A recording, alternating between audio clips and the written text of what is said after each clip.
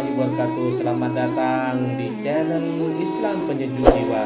Kali ini saya akan menceritakan tentang karomah Syekhona Khalil Bangkalan, tentang ketinggalan kapal laut. Kejadian ini pada musim haji. Kapal laut pada waktu itu satu-satunya angkutan menuju Mekah. Ketika para penumpang sudah masuk kapal, tiba-tiba seorang wanita berbicara kepada suaminya. "Pak, tolong saya belikan susu. Saya ingin sekali, Pak," ucap istrinya dengan nada memelas. "Baik, Dek. Mumpung kapal belum berangkat, saya akan turun mencari susur," jawab suaminya sambil bergegas keluar kapal. Susur adalah irisan tembakau yang sudah diberi pewarna hitam, dipakai bersama kapur sirih. Hampir setiap wanita Madura memakai ini. Setelah suaminya mencari susur di sekitar anjungan kapal, nampaknya tidak ditemui seorang penjual pun. Akhirnya sang suami memasuki pasar demi memenuhi keinginan istri tercintanya. Meskipun agak lama, akhirnya susur didapat juga. Betapa gembiranya mendapatkan apa yang dicarinya.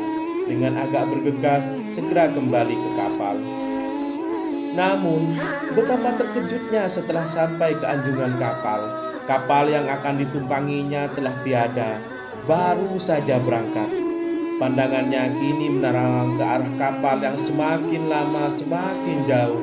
Sedih sekali melihat kenyataan ini. Lalu duduk termenung, tidak tahu apa yang harus diperbuat. Di saat duduk memikirkan nasibnya, tiba-tiba datang seorang laki-laki menghampiri.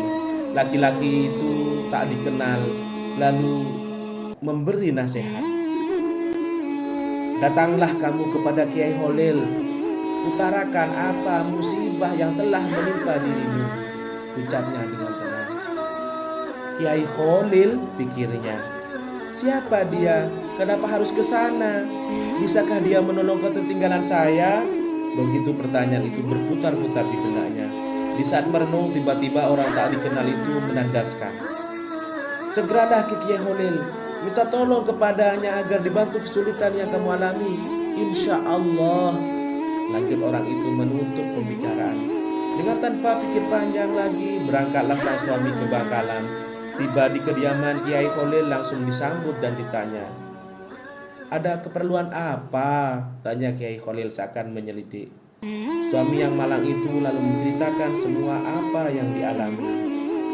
"Loh, ini bukan urusan saya, ini urusan pegawai pelabuhan.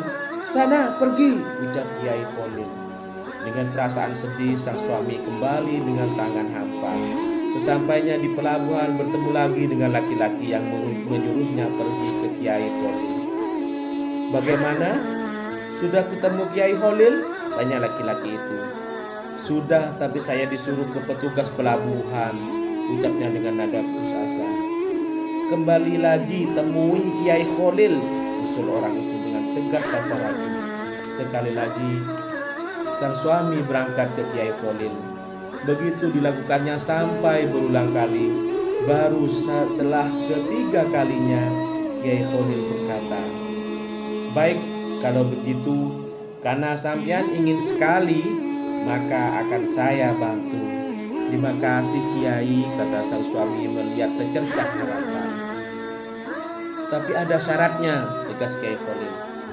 "Saya akan penuhi semua syaratnya," jawab orang itu dengan sungguh-sungguh. Lalu Kiai berpesan, "Setelah ini, kejadian apapun yang sampean alami, jangan sampai diceritakan ke orang lain, kecuali saya sudah meninggal." "Apakah sampean sanggup?" tanya Kiai Khalil sambil menatap tajam. "Sanggup Kiai," jawabnya spontan. "Kalau begitu, ambil dan pegang susurmu. Pejamkan matamu rapat-rapat." Setelah beberapa menit berlalu, dibuka matanya pelan-pelan. Betapa terkejutnya, dirinya sudah berada di atas kapal. Takjub dan heran bercampur menjadi satu, seakan tidak mempercayai apa yang dilihatnya. Digosok-gosokkan matanya, dicubit lengannya. Ternyata benar suatu kenyataan, bukan mimpi.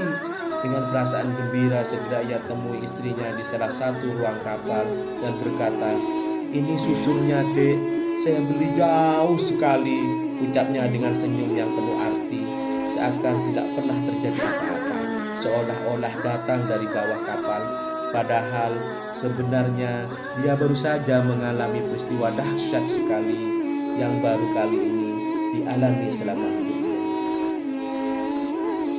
Baik pemirsa yang budiman, dari cerita tadi kita mendapatkan sebuah pelajaran yang sangat berarti, bahwa apabila kita betul-betul bersungguh-sungguh untuk mendapatkan sesuatu, maka kita akan mendapatkannya dengan ridho dan kehendak Allah.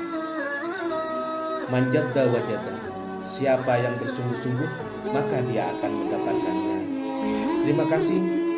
Wassalamualaikum warahmatullahi wabarakatuh. Jangan lupa subscribe,